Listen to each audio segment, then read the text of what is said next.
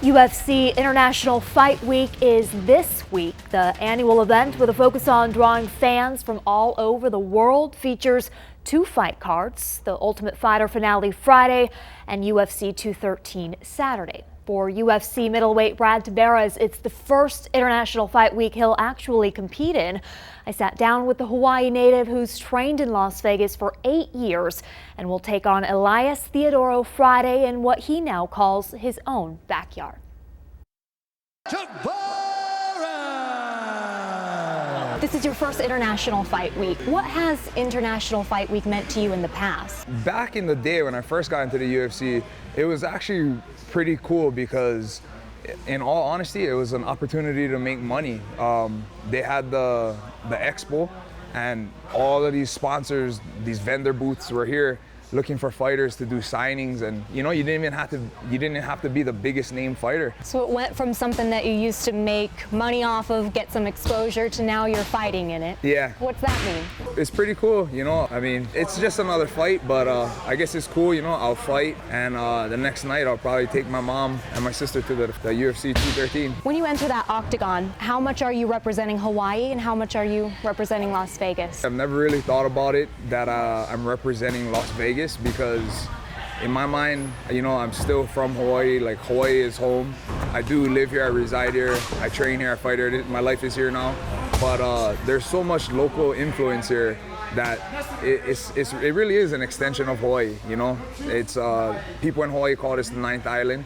There's a lot of locals here. It's not hard to find local people, local food. I don't know, when I fight, I always carry Hawaii on my shoulders. But I really like the opportunity to fight in my backyard now, which is Vegas. This guy Theodorou, how would you describe him? Very tough, very gritty opponent. Different, really different than a lot of the other guys out there in general. Pretty different from anybody I've fought. Throws a lot of, weird strikes. Timing is real different than anybody else, but nothing that I'm not ready to deal with. Is it even worth watching tape on a guy like him who is so awkward? It is. I don't watch tape too much. I leave that up to my coaches. They go in, they dissect it, they bring it in here and just tell me what it is that we need to do, what we're gonna do, and I do it. You are, 14-5, he's 14-1. How does your resume compare to his? I would just say that, when you look at the guys who I've fought a lot of known names, a lot of contenders, guys who have fought for the belt, challenged for the belt in the past, and former champions. You look at Elias's record, which, not taking anything away from the guy, but he hasn't really, fought anybody yet. I think I'll be his biggest name or toughest matchup, in my opinion. But yeah, like I said, it's not to take away from Elias and what he's accomplished, because at the end of the day, he is a tough guy.